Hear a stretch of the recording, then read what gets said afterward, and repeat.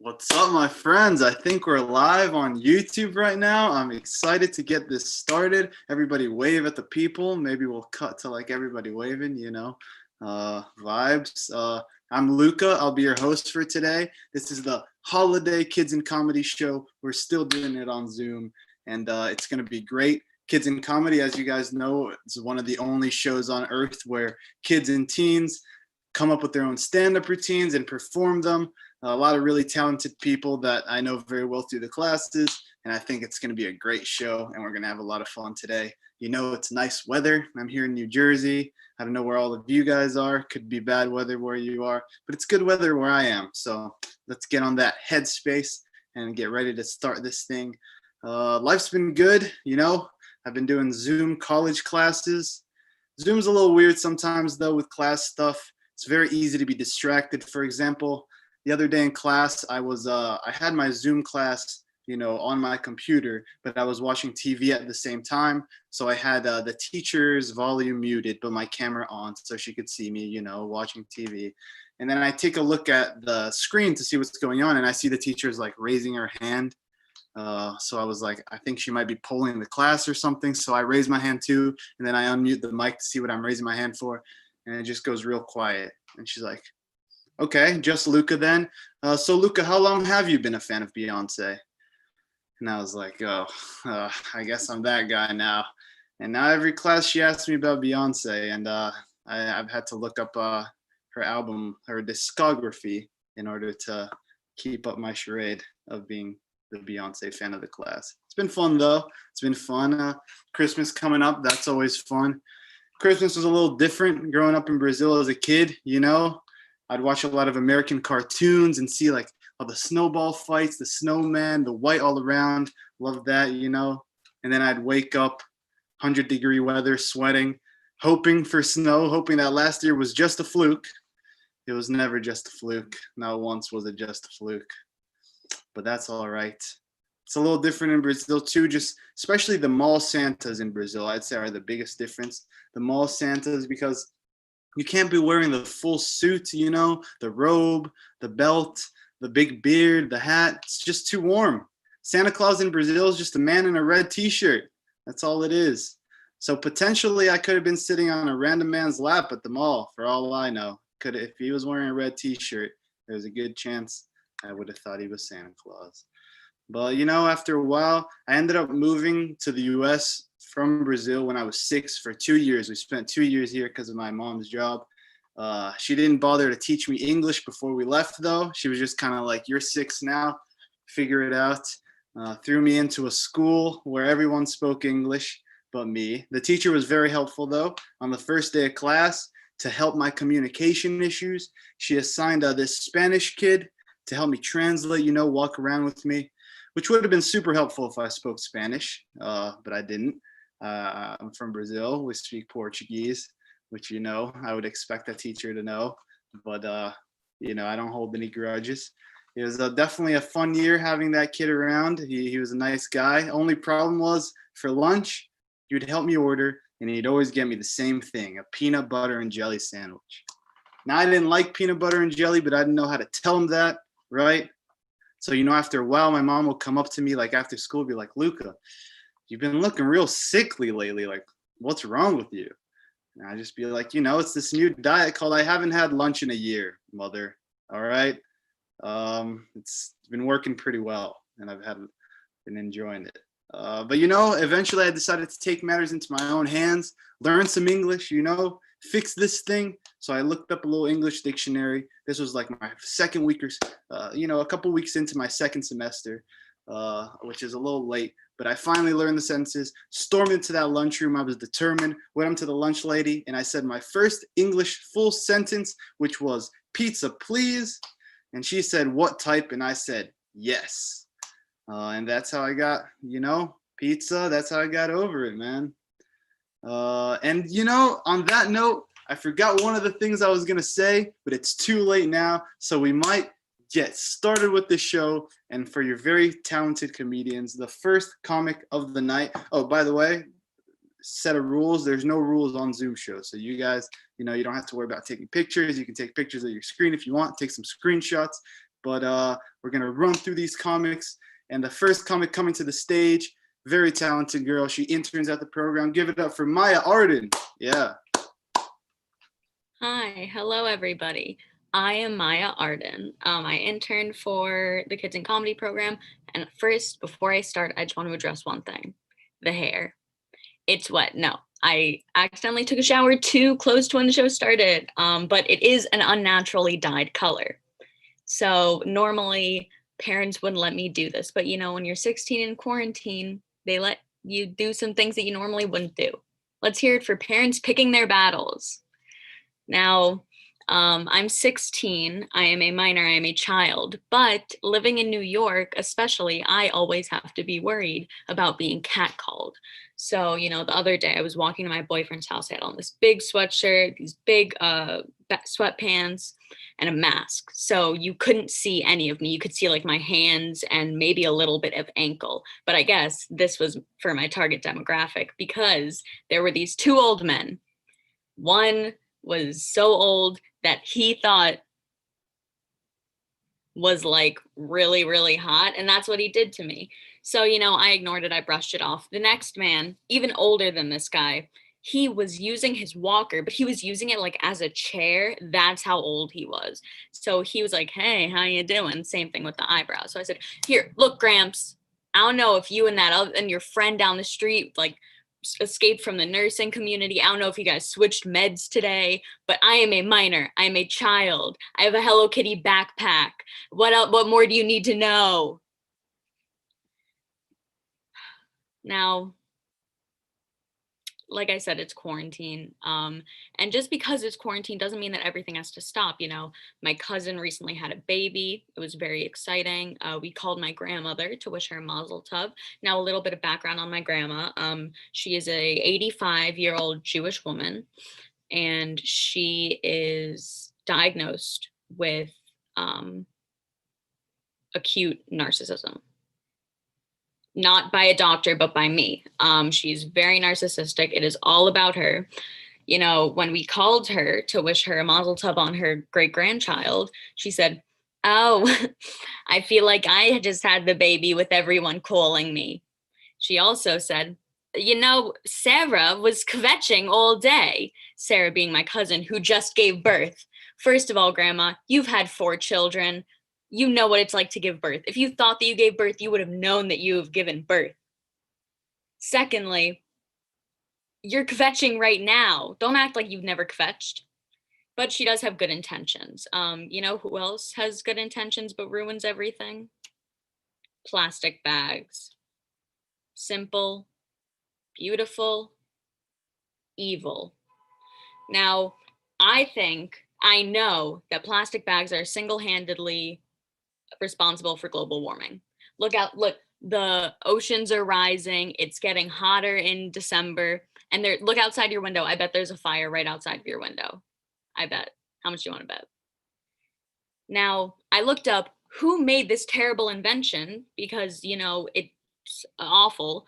And it was a Swede. Who would have thought that a Swede would make something so awful? So, I felt bad for dissing on these poor Swedes. It was meant to be a reusable bag, but we ruined it. So I looked up some other things that they had made. They have made the adjustable wrench. How much time have you saved while using tools by just using an adjustable wrench? Probably not a lot, but it adds up. They also made Skype, the gateway to Zoom, which is what we're using right now. They also made the 3-point seatbelt. So they're all about safety, right? Wrong. That's what they want you to believe. They also made the zipper. How many times have you gotten your skin stuck in a zipper? Owie, no, buttons are better. They also made the Celsius temperature scale. Now, I'm American, so like Fahrenheit all the way. That's all I know about that. They also made dynamite. People use dynamite for? Fireworks. How many times have you woken up in the middle of the night because there were fireworks going on outside? Probably not a lot, but it adds up. Now, recently, since I'm taking the ACT soon, I've had to go back to the doctor just so then they can make sure that I still have ADHD. Just in case 4 years was just enough time for me to get out of that phase. So I went and they gave me some really weird tests. I had like some cubes that you had to rearrange, but one of them was I had to sit still for 14 minutes. Now, this is like a 7-8 minute set that I'm doing right now, and I can't even sit still through this. So 14 minutes, I had to be silent. I couldn't move. I just had to sit still and look at a screen with flashing letters. And I had to press the space bar every time that a letter popped up. But if it was an X, I couldn't press it. So, I did this. I fell asleep because I couldn't take my medication that day for some reason. Next, they asked me the definition of words. So I thought asking someone with ADHD to tell you the definition of words off the top of their head is like asking someone who's colorblind what the traffic light says. It's not gonna work out. All together, it did take 8 hours. All of the testing took 8 hours. So thankfully, this is 8 minutes, so I can get up and move around. You've been a wonderful audience. Thank you. Stay safe. Thank you, Maya. That was awesome. Really appreciate coming in and doing a set for us.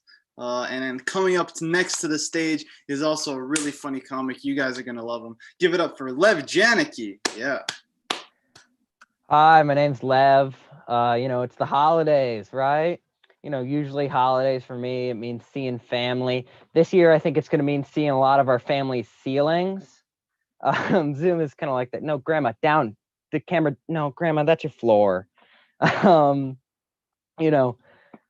really don't like Zoom very much because my setup really sucks. I feel like I'm riding economy on this Zoom airplane. Like I've got a medium to low comfort chair, my legs are cramped, and none of my drinks are included with the flight.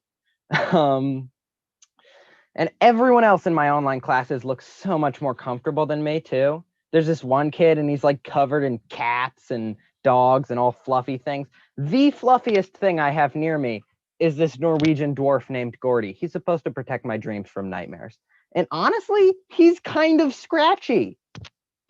There's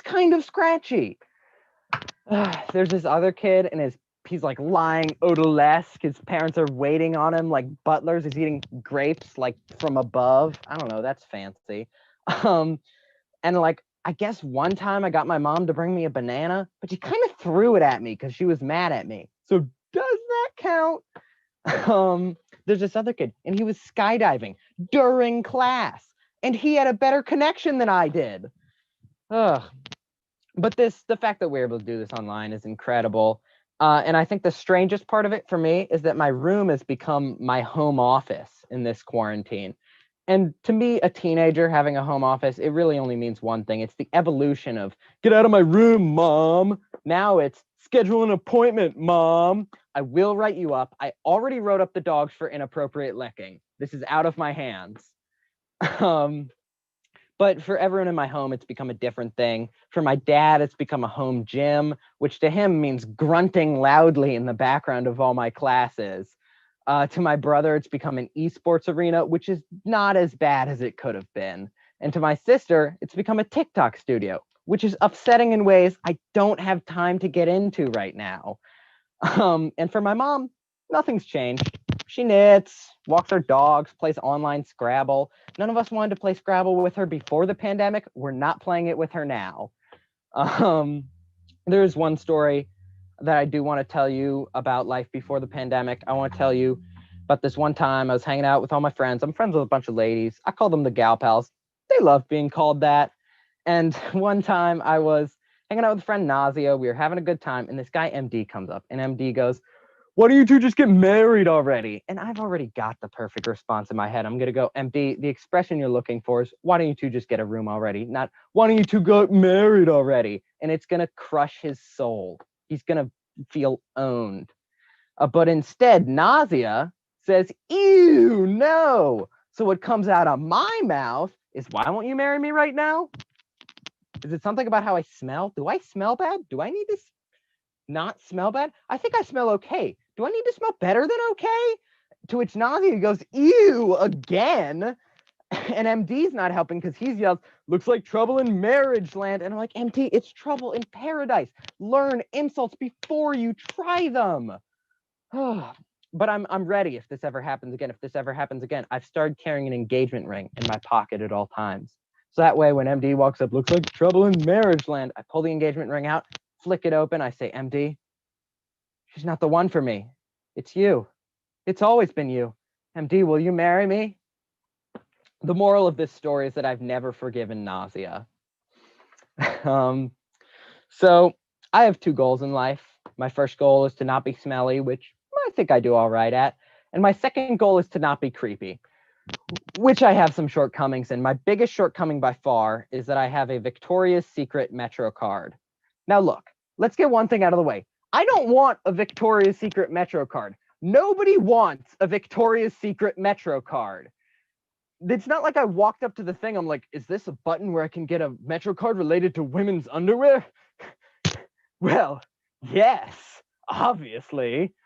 This thing turns heads. I have to swipe in with it. They're like, who is this man and why does he like ladies' underwear so much? I don't want it. Could you imagine if I got mugged? They'd be like, give me your wallet. And I'd be like, okay, just warning you, it has a Victoria's Secret Metro card in it. Be like, you can have that back. And I'd be like, well, you sure? Because it's good for 20% off one full priced item.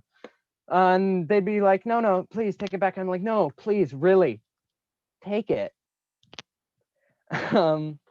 So I know there's a lot of cats versus dogs controversy in this world of ours. I can really put it all to rest with one sentence. And that sentence is, your cat does not love you. It really doesn't.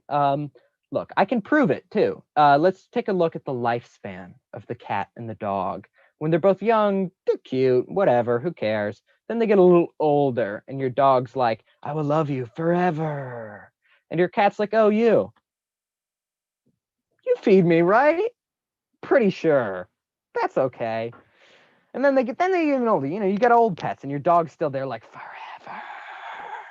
And your cat's like, oh, you're still here? Really? Feels like you could not be. Like, I'd be fine. I could hunt for myself. I mean, thanks, but like, no thanks. But I don't hate cat people. What I really hate is that one friend who has like a lizard or a bird and they won't shut up about it. Like, they're like, yeah, I'm a lizard person. You wouldn't get it because you don't have a lizard. I'm like, no, it eats bugs. You're the weird one. No, you would understand if you had a lizard person like I do. Oh my God, lizard for life. I'm like, it's cold-blooded. It can't love you. Thank you all for watching. You all are all invited to me and MD's virtual wedding. Bye. Thank you, Lev. See you guys at the wedding. And don't mean to expose you, but I will have to tell the audience that one time when we had in-person class, Lev did leave his wallet behind and there were 20 Victoria's Secret Metro cards in there. I'm just saying, it's a little sus. I'm just playing. That was a great, Lev. Thank you very much for that set. And then next coming up to the stage is also a very talented comic. You guys are going to love it. Love her. Give it up for Leah Breakstone. Yeah. Thank you. So it's officially holiday season. Usually my family and I will head down to Boca Raton, Florida to hang out with my grandparents. But obviously we're not going this year. And to be honest, it's probably for the best. I know there's been some suspicion about like where COVID originated, but I can like shut all of those conspiracies down because I can confidently say that COVID started in Boca Raton, Florida last Christmas break. Okay. Like I can't even report back to you how many random old people I've had to kiss while being in Boca Raton. I guess like the grandchildren are kind of just passed around to every single member of the gated community, and then they embrace you in a germ-filled hug. And they all say the same thing when they embrace you. They're like, I haven't seen you since your brother's bris 15 years ago. You grew so much. And so, I mean, I think that's probably where COVID came from. And overall, it's good that we're not going this year. Well, anyway, I've had a lot of, I guess, spare time during COVID. So I had an internship for a woman running for Congress. I was a telemarketer, essentially. I would call a couple hundred people a day and promote this women's agenda. And one of her main running points was women's rights. And I was in part responsible for calling all of like the grumpy old men. And it's kind of like trying to convince somebody who's deathly allergic to peanuts to just like try one. Like, God forbid women have equality, they will literally die. Like, their toxic masculinity will be threatened, and then they will just like fall off of the face of the earth because of it. Well, anyway, another group that I called were the middle-aged women.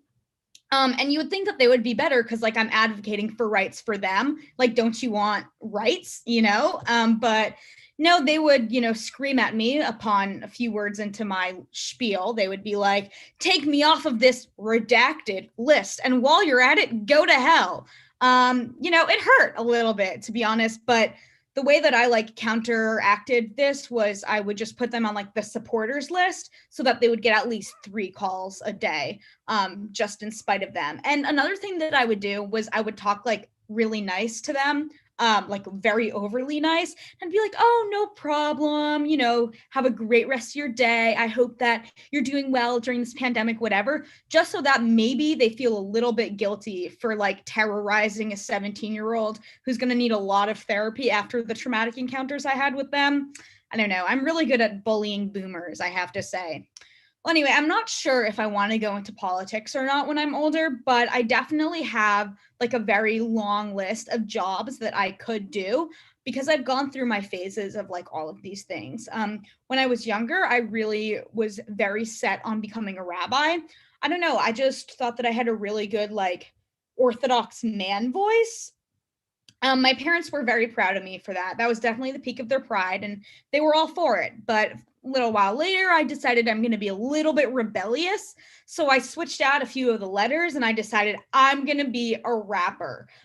You might know me from my stage name, rapper Grumpy Grouchy, GG for short. I was definitely a very grumpy 7-year-old at the time. And yeah, I had like a little bit of viral fame for a rap I wrote about tofu. You've probably heard it, so no need for me to like rap it right now. But anyway, I liked being in the spotlight. So I also decided that I was going to become a professional lip balm and hand sanitizer reviewer.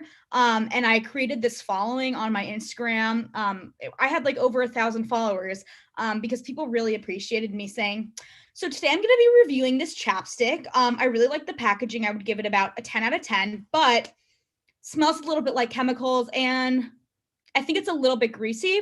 So that's going to bring down my rating to an overall 3 out of 10. Like, people ate that up. No clue why, but they loved it. But then I decided I need to become a little more serious with my career options. So even though I'm absolutely atrocious at science, I decided I'm going to become a neurologist. So, I needed field hours, obviously. So I would go out to the playground at my Jewish day school and I would go around to all of the kids who had anxiety disorders and, I would diagnose them with brain tumors. That really helped them. Honestly, I really think that I saved their lives. And, I want to help people. Okay. So more recently, I've been like, I think I'm going to become an environmental activist of some sort. I like the idea of being outside, but, I can't save the earth until I hit LL Bean. Like, I'm in it for the fits, I guess you could say.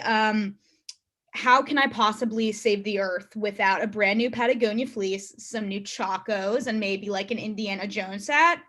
I think I would be a little bit more successful that way. Or you know what? Even better, maybe I just go and get the outfits and then I don't actually become an environmental activist. I think that's probably better for me, to be honest. But I don't know about you guys, but I mean, I've kind of had my whole life figured out. But that's all I got for you guys. Thank you so much and happy holidays. Thank you, Leah. Awesome job. Thanks, you guys in the audience. You guys have been great. I'm assuming you can support in the chat if you want. I haven't looked at the chat or the YouTube link yet, but I'll keep that in mind in case we see anything cool there. And your next comic coming to the stage, we have 3 more left for you, and they're all very funny. This next comic coming up to the stage, he's pretty much a veteran of the program at this point. Give it up for Sebastian Carlson. Wait, sorry. Hi, I'm so sorry. Let me explain. We had Hanukkah with my grandfather last night over Zoom, and that was kind of our view. I completely forgot that's not how most people Zoom, and I just, I haven't. Sorry, this is so unprofessional. I didn't have enough time to take off the hat. 8 crazy nights, if you know what I mean. Oh man, no, really. My mom also invented something. She's calling Mazel Tov cocktail, and that wasn't too pretty either. No, but really, I'm actually half Wasp and half Jew. So we celebrate all the things. And last year at this time, I actually did a joke about SantaCon, and it's still just really been on my mind. This year, unfortunately, it was canceled. So I'm just, really freaking out about next year. I'm worried that about the rebound SantaCon. Like, can you imagine all that pent up SantaCon energy? Double the vomit on the C train, double the fun. But speaking of Santa, can we just all acknowledge that this is the worst possible year for his whole shtick? I mean, listen, he's a super spreader. He's the definition of a super spreader. It was weird already, the idea of him like creeping around your house while you're sleeping. But now he'll be like in there sneezing, touching door handles. Ho, ho, ho. Are we really okay with this? But as I'm sure you all know by this point, quarantine, it can be really tough. And it's not even like the character development type of tragedy that I get to write about in my college essays, because apparently everyone is going through it. And yes, I have to admit, I really let myself go during quarantine. I haven't worn a bra in months, years even, really. No, that's a joke, obviously. I have actually been trying really hard to use this as an opportunity to work on myself. Like change these all the spaghetti noodles and at least fettuccine. That's all I'm asking for. One of the things I have to admit I really hate most about quarantine is that the one time in my life I'm actually well rested. I have no way to channel all that energy. Like I don't know, what am I expected to do? Take even more time on my skincare routine? I mean, I already use a cleanser, moisturizer, toner, and oil in that order. What am I supposed to do? Add a serum or two? Mom, can you add serum for Sebastian to the list? All right, thank you. No, but like most people, I've been watching plenty of Netflix to pass the time, and at the same time, I've been giving a lot of thought to kind of what America has been so fixated on culturally in terms of Netflix. In the spring, everyone was glued to Tiger King, and in this fall, I think The Queen's Gambit has really taken the cake. And I just who are you, America? Murder for hire, polygamy, exotic animals, meth, chess. Those are the themes we've really gone through this quarantine. No, but as we all know, or many of us know, hopefully, back in 2016, Joe Exotic ran for president. And it's funny to think that I really don't think he was the worst option there. Speaking of our favorite little Donnie Boo Boo, does anyone else think that I feel like Trump's just doing an impression of himself by this point. Like, there's zero way that after decades of being made fun of across basically all media, he hasn't made any effort to not sound like if Patrick from SpongeBob had a god complex. First of all, he's a relatively well-educated guy, and he grew up with a lot of money. Also, there's not a single other person in his family that speaks remotely like him. So how'd that happen? I feel like, and correct me if I'm wrong, but this is what I feel like happens every night after he goes home. No, I will not be taking questions. Fake news. Are they all gone?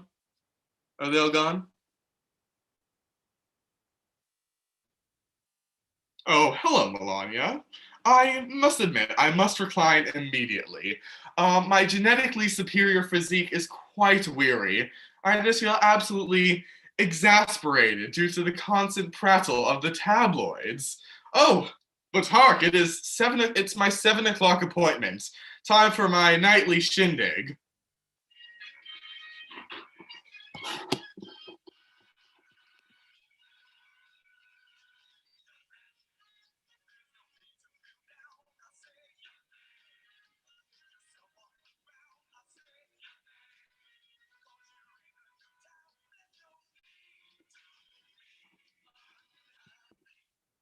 Wonderful.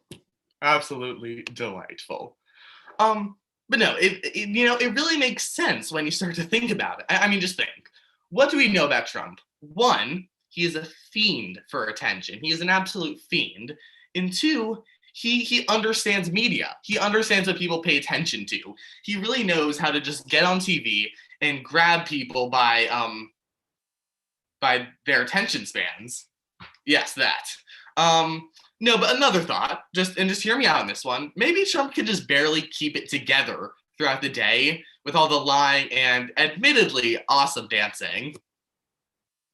So it's also possible that when he gets home, he just kind of like falls to the ground in like a pile of mush and like settles into a routine of blowing and popping bubbles, doing 6-piece puzzles, and playing patty cake with Eric. That's my what I think. No, but speaking of weirdos, I'm sure you've all noticed my glasses by this point. They're a little strange. I'm very often compared to a 1980s serial killer, don't you think? Yes, I get these comments a lot. I've been called that, Napoleon Dynamite, 70s long distance track runner, and a NASA aeronautics engineer, and many more. And you know what? I take some offense to this, actually. Not because I disagree, but you know what? I think I take some offense to this only because I feel like there's kind of a spectrum of 80s serial killers. Like, yes, on one hand, there's Jeffrey Dahmer, and he's just, evil and frankly terrifying. But then there's Ted Bundy. And yes, I guess you could say he's also a bad person or whatever. But he do be looking kind of cute. So you tell me. And you can call me a serial killer. Fine. But please, at least use the qualifier Bundy-esque or something. So, that's what I think. And just after hearing all these super positive comments about what I look like, I decided that I think I should be a model, right? I mean, no, not like a stereotypical hot model, but like one of those that they get on the runway and you're just like, they're interesting to look at, It's kind of like a late Picasso, not early Picasso, kind of the MoMA of museums, not the Met. He's like, if he were to be a Kardashian, he'd be Rob. And an example I think all of you would understand. He's kind of the purple wiggle of the Wiggles. I think you'll get what I'm trying to say. I feel like that when I was being born, God or Timothy Chalamet or whoever else you believe is up there, decided to kind of play a game of mix and match while creating my body.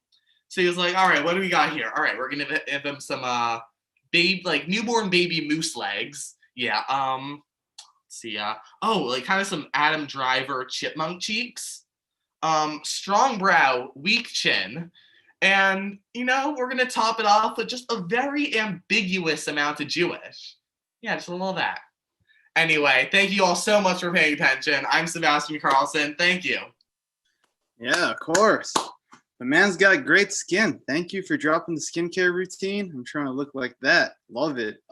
Next coming up to the stage is also a very talented comic. You guys are really going to enjoy her. Give it up for Kayla McCannon. Yeah.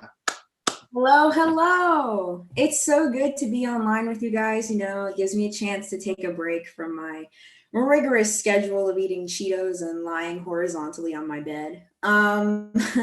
It's the holiday season and a lot has changed since a year ago. Presents are being shipped through Amazon, holiday dinners are being had over Zoom. But one thing that has not changed since my last holiday gathering is that I still hate small talk and I won't put up with it. I've always hated it. I don't want to hear about the new juice cleanse that you've started, okay? I don't care about the new shirt that you ordered off of Amazon Prime. You realize that now we have all the time in the world now, right? That is 24 hours, 7 days a week that you could have developed your personality so that we would have something to talk about. But instead you want to talk to me about pillow patterns on Pinterest? I can't live like that. I'm sorry. Okay, look, tell me about your greatest fear, all right? Tell me how you feel like you're incapable of finding love. Okay, please tell me the PIN code to your PayPal account. I just want to learn more things about you. We might be on lockdown now, But before that, my interactions with friends were somewhat limited. See, I have strict parents. And even if I wanted to go to a party or hang out, like in the before times, I'd ask my mom to go and she'd drive me there and drop me off, maybe even walk me to the door. And then right as I'm about to walk in, she'll grab my arm and go, "Don't do drugs," and then just walk away, which is always like off-putting because I wasn't really thinking about drugs until you said something. Like, I don't fully understand the rationale because, like, say that was my ultimate goal. Is her saying that supposed to like stop me? Like, do I walk into the party and they're like, "Kayla, hello, welcome to a weekly doing drugs club. Are you ready to participate?" Am I just gonna be like, "No, I can't. My mom just told me not to do the drugs," and they're just gonna be like, "Oh, dude, no way. She said that to you? What, like to your face?" Okay, no. But when did she say it? Right before you walked in? No, you definitely can't do the drugs now. Let me make you a sandwich. It's gonna be okay. Look, I don't know if you can tell. I don't think I would be a very good parent because I'm just not very good at reinforcing social norms for myself. And that's one of the main jobs of a parent because kids ask to do stupid stuff all the time. And then when you say no, they're always like, "Why?" If my kid asks me why she can't have pancakes for dinner, I'm not going to have a solid reason. I did it myself on Thursday. Nobody died. Buildings did not crumble. Worlds did not collide. I'm living my best life in this world of tragedy. How am I going to stop my kid from doing the same thing? Things like this is what turns cute little kids into people like Mitch McConnell. It's years of selling your soul to the Republican Party and not enough pancakes for dinner. That's the whole formula. And besides, I'm a daredevil. I like to push my limits, and I would consider that to be a very presidential quality of mine. Trump, he likes to see how far he can push our democracy before the House impeaches him. I like to see how much sugar I can eat before my organs impeach my brain. Not that either version is going to matter because neither Trump nor my brain are going to go anywhere. So, all this food talk kind of reminds me of the grocery store. I've been doing a lot of grocery shopping on my own now that I'm getting older, and it's a weird transition. See, because if you were alone in the grocery store as a kid, there was like a problem. Like if you ever found yourself in the grocery store without a guardian or a familiar face as a child, something had gone horribly wrong. Everything is not all right. You are at DEFCON 5. I mean, it used to be all about stranger danger, but now I have to interact with strangers or else I'll starve. So I've had to grow up a little bit. The guidelines for surviving in a grocery store are pretty similar to the laws of the jungle. You keep your head down, you move swiftly and quietly, and if you happen to accidentally make eye contact with a wild gorilla in the produce aisle, you toss a banana over its head and you walk slowly away. And then you call a manager because that gorilla was not wearing a mask. Okay. The last time I was in the grocery store, I started thinking about ketchup, right? I forgot that ketchup was made of tomatoes. Ketchup has so much other stuff. In my head, it's just French fry red sauce, but there's so many like preservatives and there's so much sugar. Ketchup is like a startup company that kind of lost its way once it got big. Like at the beginning, they were like, "Let's provide the world with knowledge and connection." And then a few years later, they were like, "And sell people's personal information to the Chinese government." Started out pretty good. Kind of like how the beginning of humanity was just like a bunch of apes gathering fruit and like taming dogs. And then a few thousand years later and the discovery of metal and we got World War II. So it's a toss up. That's not to say that ketchup is like bad, now that it fits the necessary criteria for a country that deep fried the Oreo. But I think maybe she needs to take some time off the condiment scene, go backpacking in Europe, get to know the tomato sauce, talk with some vinaigrettes, maybe ketchup with some fruit preserves. I don't even know. Someone should just come up with a new name for ketchup at this point and advertise it like a new product, kind of like in infomercials, which, by the way, I hate infomercials. They bother me, and for a couple of reasons. First, they're just way too intense. They take the smallest inconvenience and they just blow it out of proportion. It'll start like, You know that feeling when you're pouring a drink and you accidentally spill some on your table, and then it gets on the floor, and then your grandmother walks there and slips and breaks her hip and dies, and then you get charged with involuntary manslaughter?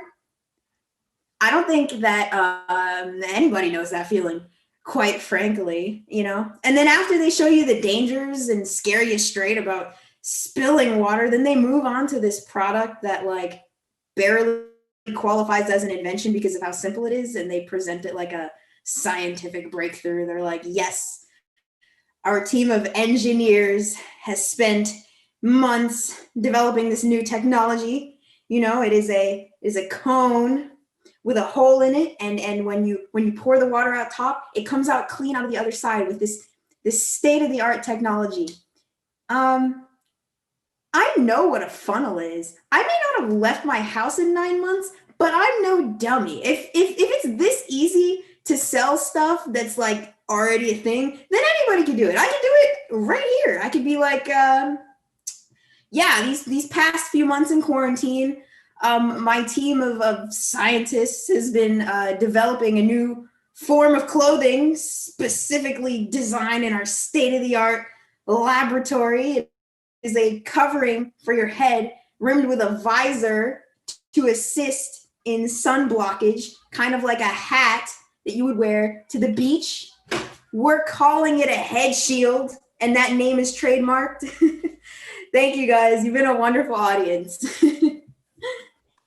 Yeah, great set, Kayla. Great hats, plural now at the end. That was awesome.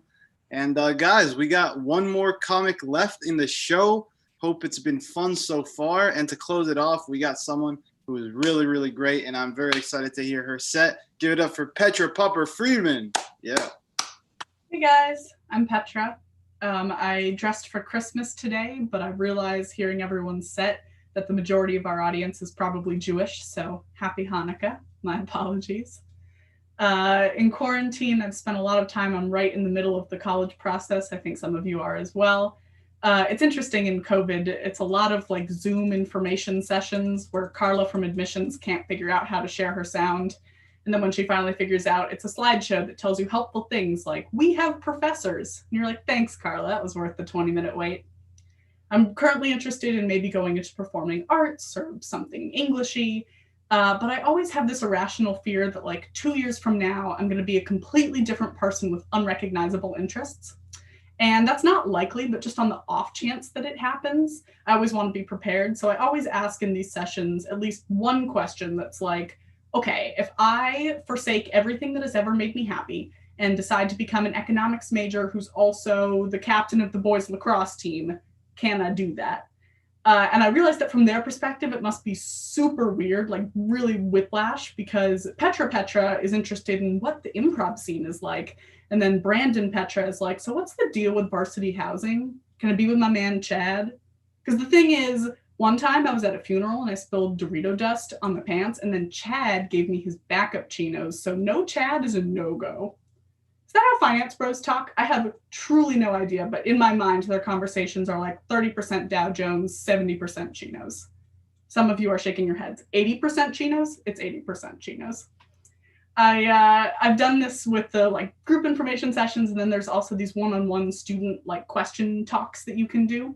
And there I always ask them what the party scene is like, which is interesting because I have no interest in taking part in it. A few years ago, some friends and I threw a rager for the Super Bowl where we made homemade ravioli and then watched some Wes Anderson movies because none of us are interested in football.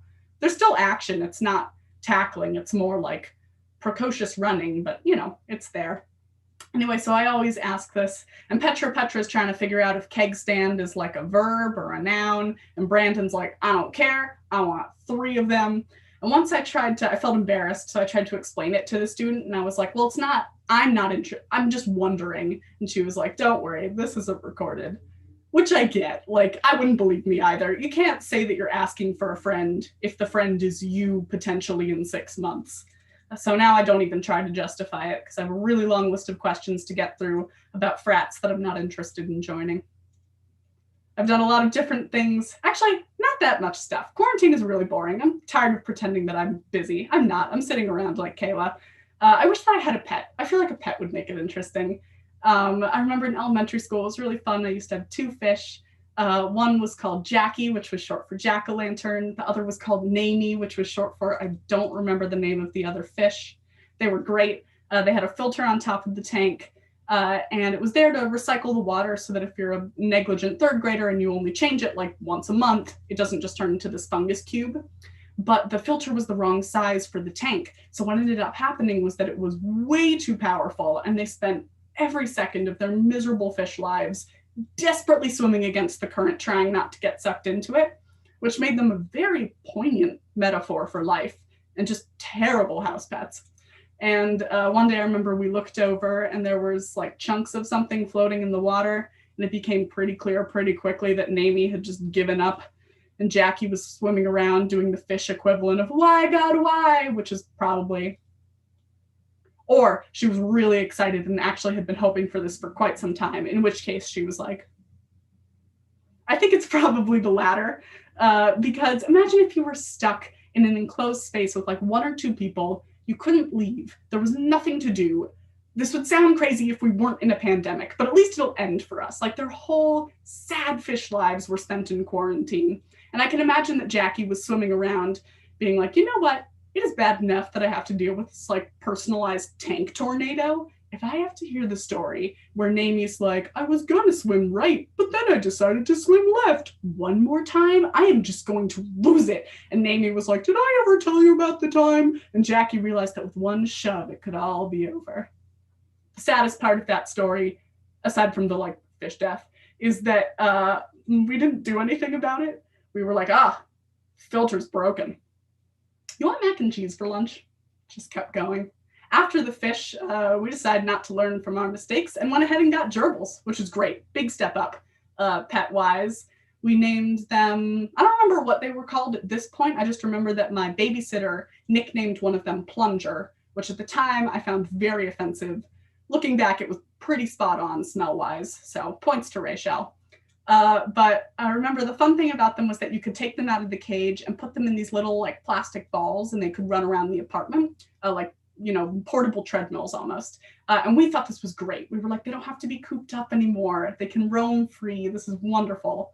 And for them, it must have been the most just horrible letdown, because it would be like if a prison warden opened all the cell doors and was like, all right, inmates, you're free. No strings attached. You guys can go. And then 20 minutes later, randomly, the prison warden changed her mind, and suddenly all the prisoners were taken out of the sky by a giant hand that smelled like mac and cheese. And I don't think that gerbils have very good memories. So every week when this happened, I think it was like a fresh disappointment, which was just horrible for them. We had a great time, though. My dad was the one in the family who loved them the most. He would always talk about how gerbils are so much better than fish because they have like actual personalities. And he would always say this when Plunger was like desperately scratching at the glass. And my dad would be like, see, he's got a sense of humor. Which again would be like if an inmate was saying, listen, I think I've been wrongfully convicted. I shouldn't be here. And the judge was like, oh my God, such a character. No, but I love it. I remember one time we were all standing around the cage, me and my parents, looking at them, talking about how they never got to go anywhere. And I said, oh, I know, Plunger is just, he's such a little house eunuch. My parents were like, what? And I said, you know, a house eunuch. So what had happened was that my dad had left out this cartoon book, and there was this like conspiracy theorist character who talked about how women have an agenda. They're trying to make men into whimpering house eunuchs. And I was in 3rd grade, so I didn't know what all those words meant, but I was getting straight check pluses in reading comprehension. So I was like, I got this. I'll use context clues. It's probably just someone who like stays in a lot. Plunger stays in a lot, ergo, he is a house eunuch. If little me had come to 2020, she would have been like, wow, the world is just tons of house eunuchs everywhere. And in a pattern that was pretty similar to how we dealt with the fish debacle, my parents were like, we really shouldn't have left that book out there. And then didn't do anything about it. So I learned a lot of new words that year. Thank you guys for coming to the show. I hope you've enjoyed it. Merry Christmas, Kwanzaa, Hanukkah, whatever you celebrate. Thank you, Petra, and thank all the house eunuchs watching at home. This has been a really great show. Once again, thanks to all our comics, Maya Arden, Lev Janicki, Leah Breakstone, Sebastian Carlson, Kayla McCannon, and of course, Petra Popper Friedman, who you just saw. We want to thank Joanne and Stu as well for making this program possible, and for organizing all the classes. And of course, we want to thank Matt for helping us on the technical side and making sure we can always run these streams nice and fluidly. So yeah, that's been our show, and hope you guys have a nice holiday season. Good night.